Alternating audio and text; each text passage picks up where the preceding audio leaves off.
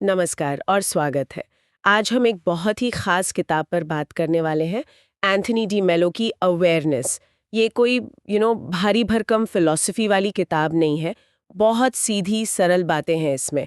और इसका जो निचोड़ है वो ये कि असली आज़ादी, असली खुशी वो बाहर नहीं है, वो हमारे अंदर है, हमारी अपनी जागरूकता में। तो आज हम कोशिश करेंगे इसी किताब से कुछ बहुत ही महत्वपूर्ण विचारों को समझने की, उन पर बातचीत करने की। तो कहाँ से शुरू करें? शायद उस एक लाइन से जो पूरी किताब का सार लगती है मुझे तो। आपको बदलने की नहीं, खुद को देखने की जरूरत है। सुनने में कितना आसान लगता है ना? पर सोचिए जरा, अगर कोई सच में बस देख पाए उन पलों को, जब गुस्सा आ रहा है या दुख हो रहा है या कुछ साबित करने की वो जो बेचैनी होती है, तो क्या सिर्फ ये देखना ही काफी है? क्या उससे कुछ बदलेगा? जीवन वैसा ही रहेगा? ये सवाल बहुत जरूरी है और यहीं से डिमेलो की पूरी बात शुरू होती है। उनका जो मुख्य तर्क है वो यही है कि हम में से ज्यादातर लोग, मतलब हम जागे हुए तो लगते हैं बाहर से, रोजमर्रा की जिंदगी में, पर अंदर से एक तरह से सोए हुए हैं।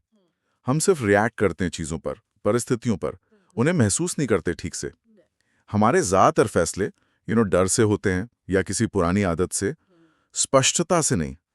तो ये जो जागरूकता है या अवेयरनेस, ये तब शुरू होती है जब कोई भागना बंद कर दे और बस देखे अपने अंदर क्या चल रहा है। खुद का ये जो अवलोकन है, बिना किसी जजमेंट के, वही पहली सीढ़ी है खुद को जानने की। ये देखना या अवलोकन, ये है क्या असल में? मतलब क्या ये सोचना है अपने बारे में, विश्लेषण करना कि अरे मुझे गुस्सा क्यों आया या कुछ और? क्योंकि सोचने में तो हम अक्सर और उलझ जाते हैं ना? हाँ, ये बहुत अच्छा सवाल पूछा आपने, क्योंकि ये फर्क समझना जरूरी है। डी मेलो जिस देखने की बात कर रहे हैं, वो सोचने या विश्लेषण से बहुत अलग है। सोचना, विश्लेषण करना, वो भी तो मन का ही काम है। हम उसी में घूमते रहते हैं। देखना या अवलोकन, वो इससे कहीं ज्यादा सीधा है, सरल है। ये एक तरह का साक्षी भाव है। जैसे आप नदी किनारे बैठे हैं और बस नदी को बहते हुए देख रहे हैं। उसे रोक नहीं रहे, बदल नहीं रहे, बस देख रहे हैं। वैसे ही अपने अंदर जो विचार उठ रहे हैं, भावनाएं हैं, शरीर में जो सेंसेशंस हो रही हैं, उनको बस देखना, बिना उनसे उलझे, बिना ये कहे कि ये अच्छा है, ये बुरा है। अच्छा, जैसे ट्रैफिक जाम वाला उदाहरण आपने दिया, गुस्सा आ रहा है। हाँ, बिल्कुल। तो सामान्य रिएक्शन क्या होगा? हॉर्न बजाना, बड़बड़ाना, गुस्से वाले विचारों में खो जाना। लेकिन देखना क्या होगा कि आप महसूस करें, अच्छा, शरीर में गुस्सा कहाँ उठ रहा है? शायद सीने में भारीपन, चेहरे पर गर्माहट, मन में क्या विचार आ रहे हैं, सब बेवकूफ़ हैं, देर हो जाएगी। उनको भी देखें, पर उन विचारों को सच ना मान लें, उनसे अपनी पहचान ना जोड़ें। बस आते जाते बादलों की तरह देखें। ये कोई दिमागी कसरत नहीं है, ये बस सीधा अनुभव है, जागरूकता है। ये दिलचस्प है। मतलब विचारों और भावनाओं की नदी में बहने के बजाय किनारे पर खड़े हो जाना। साक्षी बन जाना। और शायद इसी से डिमेलो का वो पहला सबक जुड़ता है, आप इसलिए पीड़ित हैं क्योंकि आप सोए हुए हैं। ये लाइन थोड़ी चौंकाती है, शायद थोड़ी कठोर भी लगे। ऐसा लगता है जैसे कह रहे हो कि भाई तुम्हारी पीड़ा के लिए तुम ही जिम्मेदार हो। क्या मतलब है इसका? हाँ, ये लाइन पहली बार में थोड़ी कठोर लग सकती है और इसे गलत समझना आसान है। देखिए, इसका मतलब ये कतई नहीं है कि बाहरी दुनिया में मुश्किलें नहीं हैं, या दूसरों का बर्ताव हमें दुखी नहीं करता, या किसी का दुख जायज़ नहीं है। बाहरी हालात तो मुश्किल हो ही सकते हैं, जाहिर है। लेकिन डिमेलो का इशारा इस तरफ है कि उन बाहरी हालातों से जो दुख पैदा होता है, वो दुख हमारी अंदरूनी बेहोशी की वजह से, हमारी वो जो सोई हुई अवस्था है, उसके कारण कई गुना बढ़ जाता है। जब हम बिना सोचे समझे बस अपनी पुरानी कंडीशनिंग के हिसाब से रिएक्ट करते हैं, जैसे किसी ने कुछ कहा और फट से गुस्सा आ गया, या कोई नुकसान हुआ और गहरे दुख में डूब गए, तो हम अनजाने में उस दुख को और बढ़ा देते हैं, उसे पकड़ लेते हैं। लेकिन अगर हम रुकें, जागरूकता के साथ देखें कि अंदर क्या हो रहा है, कौन सी भावना है, कौन सा विचार है, शरीर में क्या हो रहा है, और उसे बिना लड़े बस स्वीकार करें, तो हमें रिएक्शन से पहले एक स्पेस मिल जाता है। और वही स्पेस है जो हमें उन दुखदायी रिएक्शन के पैटर्न से निकलने का मौका देता है। पीड़ा बाहरी घटना से उतनी नहीं होती जितनी हमारे उससे जुड़ने के बेहोश तरीके से होती है। वो तय करता है कि वो मुश्किलें हमें कितना दुख देंगी। मतलब ऐसा नहीं कि नौकरी जाने पर दुख नहीं होगा, हाँ, पर शायद जागरूकता उस दुख को संभालने का तरीका बदल देगी। बिल्कुल बिल्कुल सही समझा आपने। नौकरी जाना एक असलियत है और उससे जुड़ी भावनाएं, डर, चिंता, उदासी वो भी असली हैं। बेहोशी की हालत में क्या होगा? इंसान शायद पूरी तरह उन भावनाओं में डूब जाए, खुद को बेकार समझे, दुनिया को कोसे। ये रिएक्शन दुख को और बढ़ाएगा। लेकिन जागरूकता की स्थिति में हाँ, वो भावनाएं महसूस होंगी, जरूर होंगी, पर शायद व्यक्ति उनसे अपनी पूरी पहचान नहीं जोड़ेगा। वो देख पाएगा कि अच्छा, ये डर की भावनाएं, ये चिंता वाले विचार आ रहे हैं, लेकिन वो ये भी जान पाएगा कि मैं सिर्फ ये भावना या विचार नहीं हूं। वो शायद हालात को ज्यादा साफ देख पाएगा, आगे क्या करना है ये सोच पाएगा। तो जागरूकता दुख को मिटाती नहीं है, पर वो दुख के साथ हमारा रिश्ता बदल देती है। हमें दुख में डूबने की बजाय उसे समझने और उसे गुजरने की ताकत देती है। ए, ये अंदरूनी रिएक्शन और जागरूकता की बात बहुत मायने रखती है। और मुझे लगता है ये डीमेलो के एक और बड़े आइडिया से जुड़ती है, जो शायद सबसे ज्यादा चौंकाता है। बाहर की कोई भी चीज आपको खुश नहीं कर सकती।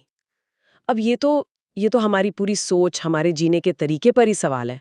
हम सब तो मतलब पूरी जिंदगी लगा देते हैं अच्छी नौकरी, पैसा, रिश्ते, सफलता, इन्हीं बाहरी चीजों में खुशी ढूंढने में। तो क्या डीमेलो ये कह रहे हैं कि ये सब बेकार है? हाँ, ये वाकई एक बड़ा क्रांतिकारी विचार है और इसे ठीक से समझना जरूरी है।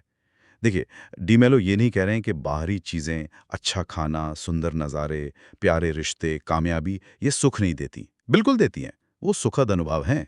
लेकिन जिसे वो खुशी कह रहे हैं, हैप्पीनेस, वो इन बाहरी अनुभवों से मिलने वाले थोड़े समय के सुख या एक्साइटमेंट से अलग है। खुशी उनके लिए एक एक अंदर की अवस्था है, स्टेट ऑफ बीइंग है, जो बाहरी हालात पर निर्भर नहीं करती। जब हम अपनी खुशी के लिए पूरी तरह बाहर की चीज़ों या लोगों पर टिक जाते हैं कि भाई जब प्रमोशन मिलेगा तब मैं खुश होऊंगा, या जब मेरा पार्टनर मुझे चाहेगा तब मैं खुश रहूंगी, तो असल में हम अपनी खुशी का रिमोट कंट्रोल किसके हाथ में दे रहे हैं? दूसरों के या परिस्थितियों के? है ना? उनकी मर्जी, उनका बर्ताव, चीज़ों का होना ना होना, ये सब हमारी अंदर की हालत तय करने लगते हैं। और ये कितनी कितनी नाजुक और असुरक्षित स्थिति है।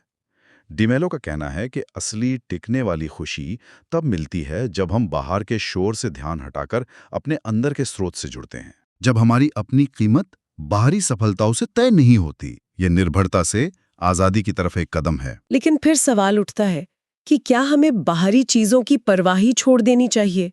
क्या रिश्तों का, करियर का, सेहत का कोई मतलब नहीं? अगर खुशी अंदर ही है तो बाहर हाथ पैर क्यों मारें? ये थोड़ा कंफ्यूजिंग है। हाँ, ये सवाल आना स्वाभाविक है। दी मेलो का मतलब दुनिया छोड़ना या वैराग्य लेना नहीं है। बात संतुलन की है। बाहरी चीजें जरूरी हैं, रिश्ते निभाना, काम करना, सेहत का ध्यान रखना, ये सब जीवन का हिस्सा हैं। दिक्कत तब होती है जब हम इन्हें अपनी खुशी का इकलौता सोर्स मान लेते हैं, जब हमारी पूरी की पूरी शांति इन्हीं पर टिक जाती है। जागरूकता हमें बाहरी चीजों का मजा लेने, उनकी कद्र करने की क्षमता देती है, लेकिन उनके न होने पर या बदल जाने पर पूरी तरह बिखरने से बचाती है। एक जागरूक इंसान अच्छे रिश्ते में हो सकता है, उसका आनंद ले सकता है, लेकिन उसका अपना सुख, अपनी सेल्फ वर्थ उस रिश्ते पर पूरी तरह डिपेंडेंट नहीं होगी। वो सफल हो सकता है, लेकिन अगर असफल हुआ तो वो टूट नहीं जाएगा। असली खुशी एक तरह की अंदरूनी मजबूती है, शांति है, जो बाहरी उतार चढ़ाव के बावजूद बनी रहती है। बाहरी सुख तो आते जाते रहते हैं, खुशी ज्यादा स्थिर है। तो ये अंदरूनी खुशी, ये बाहरी चीजों पर निर्भर ना होना और मुश्किलों में भी शांत रह पाना, ये सब शायद तभी मुमकिन है जब हम डी मेलो की बताई जागरूकता को सही से समझें और प्रैक्टिस करें। उन्होंने एक और बहुत जरूरी बात कही, जागरूकता बिना निर्णय के देखना है। सुनने में तो बहुत सिंपल लगता है, पर असल में करना शायद सबसे मुश्किल काम है ये। हम तो हर पल, हर चीज पर, हर इंसान पर, खुद पर भी लगातार लेबल लगाते रहते हैं। ये अच्छा, वो बुरा, ये सही, वो गलत। ये बिना निर्णय के देखना, ये कैसे मुमकिन है? बिल्कुल सही पकड़ा आपने। ये प्रैक्टिस का सबसे मुश्किल पर सबसे फायदेमंद हिस्सा है। बिना निर्णय के देखने का मतलब है चीजों को, विचारों को, भावनाओं को, खुद को ठीक वैसे ही अनुभव करना जैसे वो हैं, उस पल में, बिना उन्हें अपने सीखे हुए पैमानों में फिट किए। अच्छा, बुरा, सही, गलत, पसंद, नापसंद, ये जो लेबल हम लगाते हैं ना, ये अक्सर कहाँ से आते हैं? हमारे समाज से, परवरिश से, पिछले अनुभवों से, हमारी कंडीशनिंग से। ये असलियत का आईना नहीं होते, ये हमारे अपने फिल्टर्स होते हैं। जागरूकता इन फिल्टर्स को पहचानने और उनके पार देखने की क्षमता है। जैसे फिर से गुस्से का उदाहरण ले। बिना निर्णय के देखने का मतलब क्या हुआ? आप गुस्से की शारीरिक सेंसेशंस, पेट में हलचल, मुट्ठी का बिंचना और उससे जुड़े विचार, उसने ऐसा क्यों कहा, को बस नोटिस करें। आप ये ना कहें कि गुस्सा करना बुरा है, या मुझे गुस्सा नहीं करना चाहिए, या मैं कितना बुरा हूं। आप बस उस अनुभव को, उस एनर्जी को बिना कोई कहानी जोड़े मौजूद रहकर महसूस करें। डी मेलो कहते हैं, गुस्से का निरीक्षण करें, गुस्सा ना बने। ये जो अनुभव करने वाले और अनुभव के बीच में थोड़ी सी दूरी बनती है ना, यही साक्षी भाव है और यही मुक्ति लाता है। हम अपनी भावनाओं के गुलाम नहीं रहते, बल्कि उनके प्रति जागरूक हो जाते हैं। ये सुनने में तो बहुत गहरा है, लेकिन प्रैक्टिकली, खासकर जब भावनाएं बहुत तेज हों, जैसे किसी अपने को खोने का दुख या कोई बड़ा डर, उस वक्त बस देखना, बिना जज किए, बिना रिएक्ट किए, ये तो लगभग नामुमकिन सा लगता है। इसका कोई तरीका है, कोई पहला कदम? ये एक स्किल है जिसे धीरे धीरे डेवलप करना पड़ता है। जैसे हम कोई म्यूजिकल इंस्ट्रूमेंट सीखते हैं या नई भाषा। शुरुआत छोटी चीजों से कर सकते हैं। दिन में बस कुछ पल निकालकर अपनी सांसों पर ध्यान दें, वो कैसे आ रही हैं, जा रही हैं, बिना उसे बदलने की कोशिश किए। अपने शरीर में छोटी छोटी सेंसेशंस पर ध्यान दें, कुर्सी का टच, पैरों का जमीन पर दबाव। फिर धीरे धीरे इसे हल्की भावनाओं पर लागू करें, जैसे थोड़ी बोरियत हो रही है या हल्की सी झुंझुलाहट। जब आप शांत पलों में इस देखने की प्रैक्टिस करते हैं तो धीरे धीरे ये क्षमता बढ़ती है। और जब तेज भावनाएं आती हैं, हाँ, शायद आप पूरी तरह साक्षी ना रह पाएं, लेकिन अगर आप उस तेज भावना के उठने और गिरने के पैटर्न को थोड़ा सा भी नोटिस कर पाएं या रिएक्ट करने से पहले 1 सेकंड का भी पॉज ला पाएं, तो वो भी एक बहुत बड़ी जीत है। ये प्रैक्टिस धीरे धीरे हमें अपने इमोशनल और थॉट पैटर्न्स के ऑटोमेटिक जाल से आजाद करती है, हमें ज्यादा चॉइस देती है। एकदम से नहीं होता, धैर्य चाहिए और लगातार अभ्यास। ये अभ्यास की बात जरूरी है, और शायद यही हमें डी मेलो के उस आखिरी विचार की तरफ ले जाती है जो सबसे रहस्यमयी सा लगता है। वो कहते हैं कि ज्ञानोदय, एनलाइटनमेंट, वो कोई ऐसी चीज़ नहीं है जो कहीं दूर पहाड़ पर भविष्य में मिलेंगी, बल्कि वो हर उस पल में है जब हम पूरी तरह जागे हुए हैं, प्रेजेंट मोमेंट में हैं। और फिर वो ये चौंकाने वाली बात कहते हैं, जागरूकता जीवन को बदलती नहीं है, ये उजागर करती है कि कुछ भी बदलने की ज़रूरत नहीं है। अब इसका क्या मतलब हुआ? अगर कुछ बदलना ही नहीं है तो फिर ये सारी जागरूकता, ये कोशिशें किस लिए? ये तो पैसिविटी लगती है। हाँ, ये वाकई एक गहरा पॉइंट है और अक्सर इसे गलत समझा जाता है।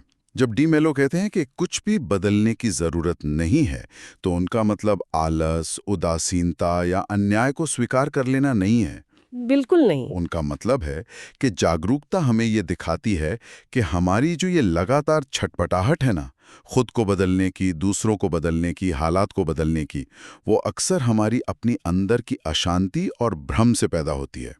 हम सोचते हैं कि अगर बाहर सब कुछ ठीक हो जाए तो हम शांत हो जाएंगे, लेकिन जागरूकता हमें दिखाती है कि शांति का सोर्स तो अंदर है, बाहर नहीं।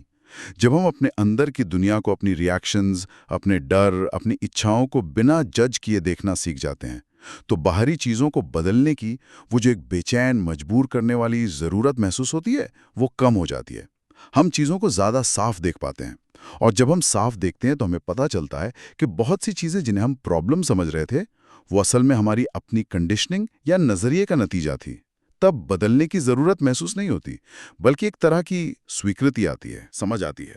और मज़े की बात यह है कि जब ये अंदरूनी स्वीकृति आती है, तो अगर बाहरी बदलाव ज़रूरी भी होता है ना, तो वो ज़्यादा आसानी से होता है, कम लड़ाई झगड़े के साथ, ज़्यादा असरदार तरीके से।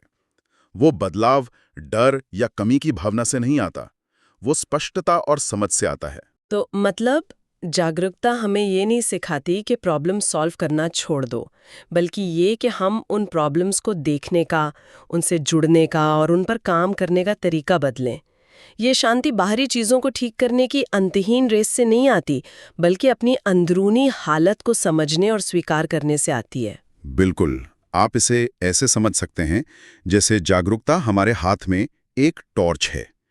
ये अंधेरे कमरे में जो हमारी बेहोशी है, उसमें रोशनी लागती है। रोशनी कमरे की चीज़ों को बदलती नहीं है, वो बस दिखाती है कि क्या कहाँ है, एक बार जब हमें साफ दिखने लगता है तो हम कमरे में आराम से चल फिर सकते हैं, चीज़ों से टकराने से बच सकते हैं और ज़रूरत हो तो चीज़ों को सही जगह पर रख सकते हैं।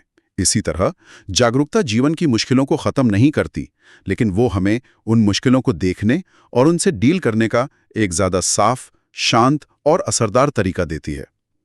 जीवन की भागदौड़ शायद चलती रहे, लेकिन उसके पीछे की जो टेंशन वाली रिएक्टिव एनर्जी है वो कम हो जाती है। उसकी जगह एक गहरी शांति और समझ ले लेती है। तब जीवन संघर्ष नहीं, एक भाव जैसा लगता है। तो इस पूरी बातचीत का सार ये निकलता है कि जागरूकता या अवेयरनेस, जैसा डी मेलो समझाते हैं, वो कला है जिससे हम खुद को, अपनी भावनाओं, विचारों, रिएक्शंस को बिना किसी लाग लपेट के, बिना जजमेंट के, बस ईमानदारी से देख पाएं। ये हमें सिखाती है कि खुशी और शांति का असली खजाना हमारे अंदर ही है, बाहर की दुनिया में नहीं। ये एक तरह से खुद से दोस्ती करना है, अपने हर हिस्से को स्वीकार करना, अच्छा हो या बुरा। शायद अगली बार जब कोई मुश्किल भावना आए, चिंता, गुस्सा, निराशा, तो उससे लड़ने या भागने के बजाय बस एक पल रुककर खुद से पूछना, ठीक इस वक्त मेरे अंदर क्या हो रहा है। शायद यही जागरूकता की तरफ एक छोटा पर बहुत पावरफुल कदम हो सकता है। बिल्कुल, ये छोटा सा सवाल, अभी क्या हो रहा है, हमें ऑटो पायलट से निकालकर वर्तमान की सच्चाई में ला सकता है। और हाँ, जैसा हमने बात की, अंत में एक सवाल छोड़ जाते हैं सोचने के लिए कि अगर डिमी मेलो सही हैं कि बाहरी हालात को बदलने की उतनी जरूरत नहीं है जितनी हम सोचते हैं और असली खुशी, असली शांति अंदर ही है, तो फिर हमारी ये रोज की भागदौड़, हमारे लक्ष्य, हमारी एम्बिशन, इनका क्या मतलब रह जाता है? क्या ये सब सिर्फ एक भ्रम है, एक भटकाव, या फिर जागरूकता इन्हें कोई नया गहरा मतलब देती है? इस सवाल पे सोचना शायद हमें जागरूकता की यात्रा में और आगे ले जाए और जिंदगी को देखने का एक नया नजरिया दे।